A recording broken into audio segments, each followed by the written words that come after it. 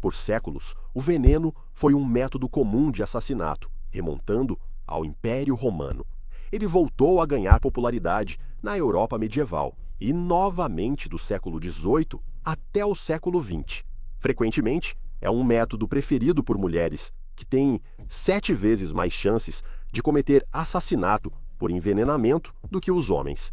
Em parte, porque é um método discreto, que deixa pouca sujeira, ao contrário de uma surra ou um tiro. Embora agora seja muito mais fácil identificar veneno no organismo de uma pessoa falecida, isso nem sempre leva a um suspeito real. Junte-se a nós no vídeo de hoje enquanto examinamos 3 casos assustadores de envenenamento que permanecem sem solução até hoje.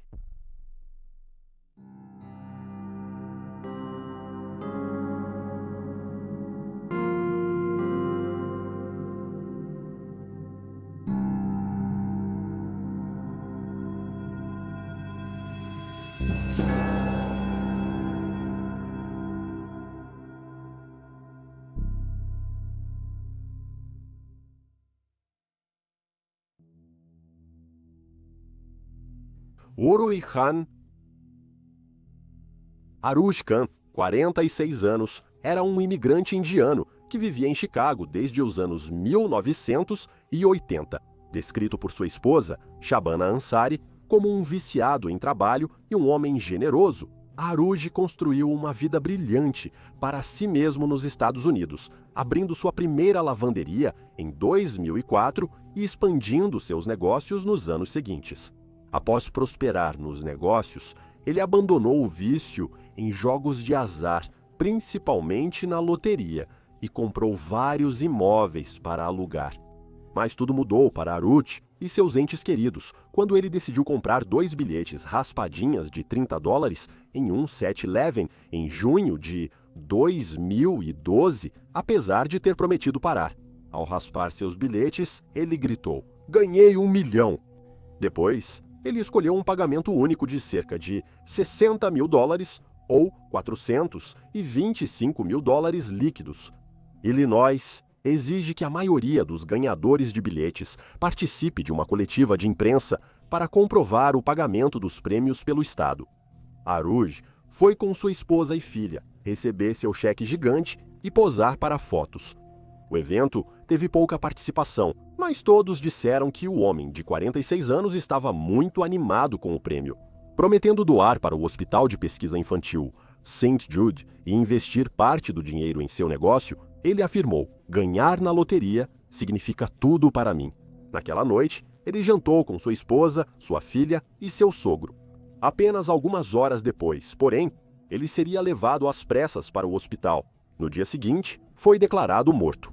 Acreditava-se que ele havia morrido de uma doença cardiovascular arteriosclerótica, e ninguém sequer considerou pedir uma autópsia porque sua morte não parecia suspeita. O patologista forense do caso não encontrou sinais de trauma e exames de sangue não detectaram opiáceos, álcool ou monóxido de carbono, concluindo morte natural. A família de Aruj, porém, achou sua morte suspeita, em especial seu irmão Imtiaz Khan, que implorou às autoridades para reavaliarem o caso. Preocupados com possíveis problemas causados pelas tensões familiares após o prêmio de loteria de Aruj. Testes adicionais revelaram que Aruj havia recebido uma dose fatal de cianeto, o que levou a polícia de Chicago a iniciar uma investigação de homicídio e exumar o corpo do homem de 46 anos. Exames adicionais do corpo, que incluíram a análise de amostras dos pulmões, fígado e baço, foram inconclusivos. Embora a toxicologia tenha revelado a presença de cianeto no sangue de Aruj, ele não foi encontrado em seus tecidos ou no sistema digestivo. A única coisa encontrada foi um resíduo inespecífico. Especialistas apontaram que o cianeto provavelmente já não estava no corpo, pois 6 meses haviam se passado desde o enterro, afirmando que o cianeto tem uma meia-vida curta e pode ser perdido durante o intervalo pós-morte, a menos que os tecidos sejam adequadamente preservados. Neste caso, devido à avançada putrefação dos tecidos, nenhum cianeto foi detectado. Mesmo com novas informações, nunca houve respostas no caso de Aruj. Seu irmão disse frustrado: "Sempre recebo a mesma resposta. Eles querem uma testemunha. Quanto tempo isso vai levar? Quem poderia ser a testemunha?" Uma fonte policial, no entanto, disse que a investigação estava parada, porque acreditavam que alguém próximo ao homem de 46 anos poderia saber mais do que está revelando. Como Aruj não deixou o testamento, os membros da família brigaram pela herança. No final, sua filha recebeu cerca de $250 mil em propriedades e 1/3 dos ganhos da loteria dele. Sua viúva ficou com a lavanderia a seco, avaliada em mais de $1 milhão e 2/3 dos ganhos dele. As tensões familiares aumentaram quando Aruj ganhou na loteria. Segundo relatos, em 2011, a Receita Federal foi à casa dele cobrar $120 mil em impostos atrasados do sogro, mas não conseguiu o dinheiro. Após sua morte, o irmão de Aruj ficou preocupado que sua filha Jasmine não recebesse a parte justa dos bens do pai, o que o levou a levar a viúva do irmão à justiça pela herança. Depois que Aruj morreu, Jasmine, que era sua filha de um casamento anterior, foi morar com sua irmã e o marido dela. A viúva de Aruj, com 32 anos na época da morte, afirmou: "Quero que a verdade apareça na investigação. Quanto mais cedo, melhor. Quem poderia ser a pessoa que o machucou?" Ela acrescentou: "Tem sido um momento incrivelmente difícil. Fomos muito felizes até recebermos o cheque. Depois tive a melhor noite de sono." E no dia seguinte, tudo havia acabado. O caso de Aruj ainda não foi resolvido.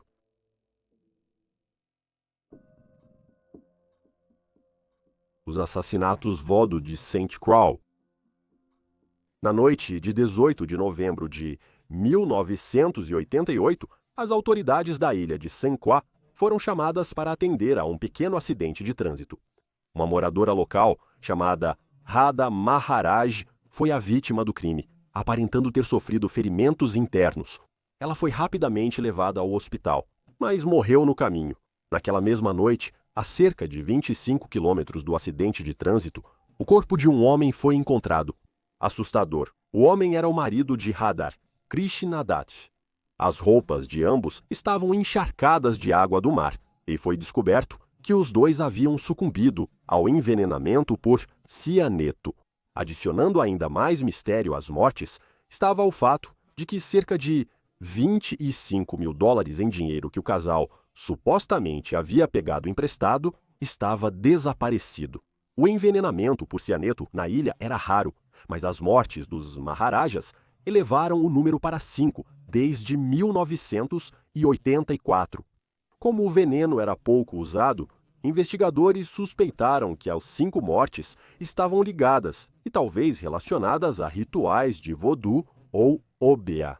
O voodoo não é perigoso por si só, mas feitiços e maldições são usados no obeah. O assassino não identificado do casal e o homem responsável por outros 3 assassinatos na ilha foi apelidado de Homem Obeah. As autoridades acreditam que esse homem finge ser um praticante de rituais de voodoo e concorda em realizá-los em troca de dinheiro. Meses antes de morrerem, os Maharajas, donos de uma mercearia local, fizeram um empréstimo para expandir o negócio. Porém, tiveram dificuldades para pagar o empréstimo. De acordo com as filhas de Radha, que ajudavam a administrar a loja, o casal começou a receber ligações diárias de um homem não identificado. Ele pedia para falar com o padrasto, que mandava elas esperarem fora enquanto conversava em particular. 3 semanas antes de serem mortos, o casal levou para casa $25 mil em dinheiro que haviam emprestado de vários parentes. Radha explicou às filhas que precisavam do dinheiro para pagar quem as assediava ao serem questionadas sobre o dinheiro. Ela não deu nenhuma informação que identificasse o homem, nem forneceu mais detalhes sobre o acordo. Uma das filhas lembrou: eles estavam muito tensos, principalmente quando eu conversava com minha mãe sobre o que faziam. Ela não gostava que eu perguntasse e respondia rápido, mudando logo de assunto. Em outra ocasião, as meninas perguntaram novamente à mãe, que respondeu que era isso que deviam pagar ao cavalheiro. Perguntei: mas por quê? Ela disse: olha, Não me faça perguntas. Até segunda-feira você vai saber do que se trata. No dia dos assassinatos, Radha saiu de casa às 19h30 e dirigiu seu carro para o leste. As filhas dela perceberam porque não era do feitio dela sair sozinha à noite. O padrasto delas fez o mesmo às 20h, dirigindo seu carro na direção oposta.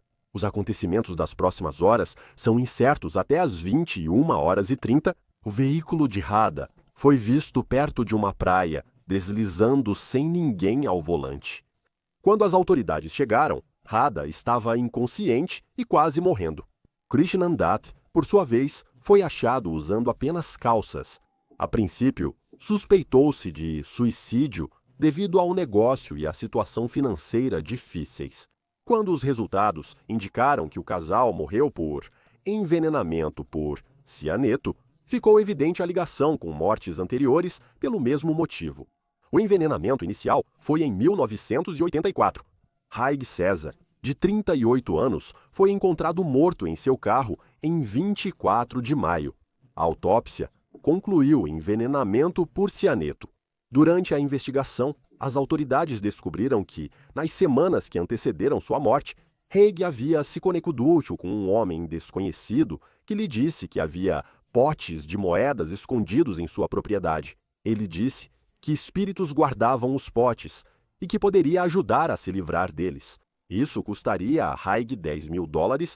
Quando tivesse dinheiro, o homem disse que daria a Haig uma poção para ajudá-lo a encontrar as moedas.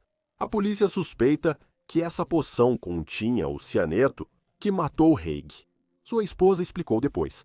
Quando descobri sobre todo o dinheiro que ele estava pegando emprestado e todo o dinheiro que ele tinha retirado das nossas contas e tudo mais, sem nem me avisar, eu fiquei realmente muito brava com isso.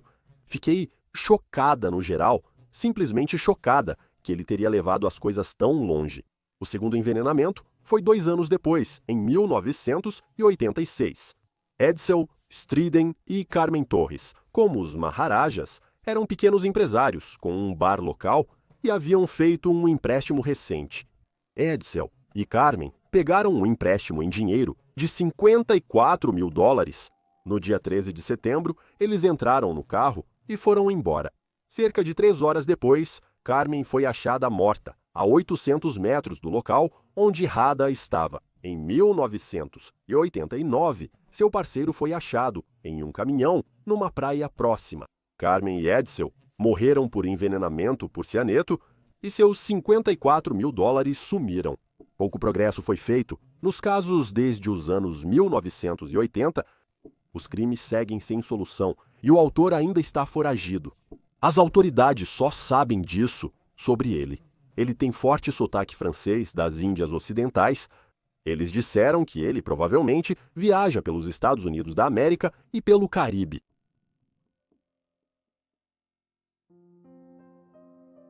Patsy Wright. Patsy Wright, de 43 anos, foi descrita como uma mulher que chamava a atenção, com um sorriso largo e uma risada fácil. Uma talentosa amazona, ela também era uma empresária inteligente e rica, dona do Museu de Cera do Grande Sudoeste, e havia comprado, recentemente, um rancho de 30 acres em Aledo, no Texas, onde planejava manter seus cavalos e levar uma vida mais rural. Na noite de 22 de outubro de 1987, após ensaiar para o show de Halloween do Museu de Cera, Patsy voltou para casa em Arlington, mas não conseguiu dormir. Por volta das 3h, ela tomou Nyquil para tentar ficar cansada, sem que Patsy soubesse. O remédio havia sido misturado com estricnina, uma substância incolor e amarga, conhecida por causar reações extremamente dolorosas em seres humanos. Os sintomas da exposição ao veneno incluem espasmos musculares e convulsões em todo o corpo, hipotermia, inconsciência e paralisia dos caminhos neurais, o que leva à asfixia. Expostos à estricnina, geralmente morrem em 2 a 3 horas. É geralmente considerado um método de assassinato excepcionalmente cruel. No dia seguinte, amigos e familiares receberam a notícia da morte de Patsy. Sua filha Leslie relembrou o momento em que soube da morte de sua mãe. Ela era cheia de vida e saudável, nada estava errado com ela. E quando aconteceu, você fica em choque porque nunca, jamais esperaria que isso acontecesse com ela. Foram a irmã e o cunhado de Patsy que fizeram a descoberta. Sally Horning foi acordada de madrugada pela irmã, que disse ter tomado remédio para resfriado e não estar se sentindo bem. Antes de desmaiar, enquanto ainda estava ao telefone, Sally acordou o marido e os dois correram para a casa da irmã, de 43 anos, arrombaram a porta e a encontraram no quarto, lembrou Sally. Ela só parecia desmaiada, então pensei, foi isso que aconteceu. Tentamos levantá-la, mas não conseguimos. Como nada parecia estranho na cena, ninguém sabia que a morte de Patsy foi intencional. Só depois do funeral dela é que foi realizada uma autópsia de rotina, revelando que ela havia sido envenenada com estricnina. Como Sally mencionou que sua irmã tinha tomado remédio para resfriado antes de dormir, o frasco em sua casa foi testado e mostrou que continha o veneno. Notavelmente, a estricnina usada no assassinato estava em forma de pó puro, o tipo mais concentrado disponível. Poucos comerciantes vendiam esse tipo de produto, e os investigadores esperavam que alguém se lembrasse de ter feito a venda, mas não parece que alguém tenha se apresentado. As autoridades descartaram a adulteração do produto e suicídio e classificaram a morte como homicídio. As autoridades acharam suspeito o fato de que o alarme contra arrombamento de Patsy não havia sido ativado na noite em que ela morreu. Notaram ainda que só pessoas próximas a Patsy, de 43 anos, sabiam que ela tomava remédio para resfriado quando não dormia. A polícia suspeitou bastante de Sally e Steve no início. Notaram que Sally e Patsy eram donas do museu de cera, e agora Patsy, aos 43 anos, estava morta. Seria administrado pelo casal, garantindo ótima renda a eles. Amigos também disseram à polícia que Patsy não gostava de Steve, acusando-o de gastar a herança de Sally e colocar o casal em dívida. Ela tentou evitar que Steve recebesse o dinheiro ou herdasse o museu caso algo acontecesse com ela ou Sally, mas morreu várias semanas antes de poder conversar com Sally sobre seus sentimentos. No dia antes de morrer, ela teria dito que não queria Steve perto dela de jeito nenhum. Os investigadores também sabiam, porém, que Steve havia tentado ressuscitar sua cunhada fazendo respiração boca a boca. E eles sabiam que, se ele fosse o assassino, seria arriscado fazer isso, sabendo que havia veneno no organismo dela. Steve contou aos paramédicos que, durante a reanimação cardiopulmonar, muito líquido verde saiu dela. E eu continuava cuspindo aquilo na cama. Ou havia uma toalha ali, pelo que me lembro. Paramédicos contestaram Steve, dizendo que o líquido que saiu da boca de Patsy era claro, não verde. E um paramédico em particular argumentou que Steve não realizou corretamente a reanimação cardiopulmonar, causando certa suspeita de que Steve propositalmente não executou a reanimação cardiopulmonar corretamente, ou que ele e Sally mentiram sobre ele ter feito algo. Vários membros da família, incluindo Sally e Steve, foram submetidos a testes de polígrafo. Todos passaram. O ex-marido de Patsy, Roberto Cox, também foi entrevistado e recusou o teste de polígrafo. A polícia achou Roberto uma pessoa interessante porque Patsy havia solicitado uma ordem de restrição contra ele, alegando que ele a estava assediando durante a separação, inclusive dizendo que conhecia pessoas que poderiam acabar com alguém. Patsy também deveria testemunhar contra Roberto, envolvido em um processo civil com sua seguradora. Ele havia sido acusado de incendiar propositalmente seu armazém em 1983 e o depoimento de Patsy, segundo todos, foi realmente um grande obstáculo para Roberto. Ela faleceu pouco antes do julgamento e Roberto ganhou o caso. Mesmo assim, não há provas ligando Roberto à morte de Patsy. A única pista real no caso, além do remédio para resfriado adulterado, era a possibilidade de que alguém estivesse com Patsy naquela noite, o que a polícia acreditava ser indicado pelos 2 pratos de jantar vazios em uma bandeja perto da cama dela. As autoridades especularam que ela recebeu alguém antes de dormir naquela noite, alguém que presumivelmente a conhecia bem, já que ela ficou até tarde. Um relatório diz que Patsy tinha um namorado, mas não se sabe se era ele que estava lá, pois ela também saía com outros. Outro suspeito, no caso, foi Bill e Bonnie Alexander, o casal que cuidava dos cavalos de Patsy.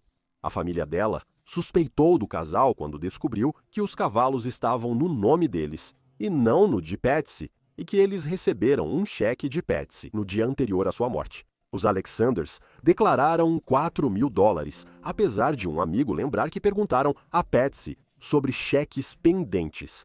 O amigo ajudava a mulher de 43 anos nas finanças, mas ela afirmou não ter. Bonnie Alexander disse que os cavalos estavam no nome deles, para evitar que Steve acessasse caso algo ocorresse com Patsy. Acrescentou que o cheque de $4.000 cobria hospedagem e inscrições em concursos. A família de Patsy, por sua vez, sugeriu que Bill Alexander se interessou por ela e a matou quando foi rejeitado.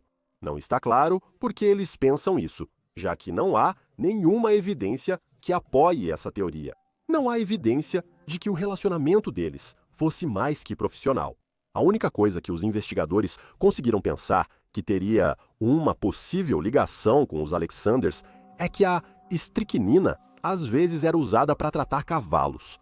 No fim, os Alexanders fizeram e passaram no teste de polígrafo, o que satisfez as autoridades. O último suspeito, no caso, foi um ex-namorado de Patsy chamado Leo Fikes. Leo era dono de uma empresa química, o que gerou especulações sobre seu possível acesso ao veneno. Além disso, o relacionamento teria terminado depois que Patsy disse a Leo que não queria se casar. Um informante anônimo contou à polícia que Leo havia namorado uma mulher de Arlington que foi assassinada em 1987. Parece que isso não resultou em muito. Leo afirmou que não tinha proximidade com Patsy há meses e que, quando havia, era em público, de passagem.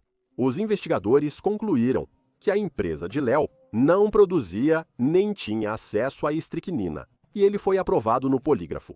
Após a morte de Patsy, no dia seguinte, uma mulher ligou para a filha dela, pedindo para falar com uma mulher de 43 anos, quando Leslie disse que a mãe dela não estava disponível. A pessoa que ligou ignorou e insistiu em falar com Patsy. Leslie contou que sua mãe faleceu recentemente. A pessoa respondeu supostamente: "Ótimo, eu queria que ela estivesse morta." Leslie desligou o telefone. Até hoje não está claro se aquilo foi uma trote ou algo mais sinistro.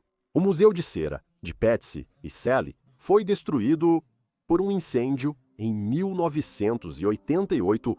Inicialmente, suspeitou-se que uma caixa elétrica defeituosa causou o incêndio, mas depois a causa foi alterada de acidental para indeterminada. Investigadores suspeitavam de incêndio criminoso pela rapidez das chamas, mas nenhum teste foi feito para detectar acelerante. Os arquivos originais da investigação foram roubados de uma gaveta trancada em uma sala do Corpo de Bombeiros de Grand Prairie. Eles nunca foram encontrados. O assassinato de Patsy e a natureza exata do incêndio posterior no depósito continuam sem solução. E aí estão os fatos. Por favor, deixe um comentário aqui embaixo com suas próprias teorias e especulações e lembre-se de curtir este vídeo e se inscrever para apoiar o canal. Obrigado por assistir. Fique alerta, fique seguro e nos vemos na próxima vez.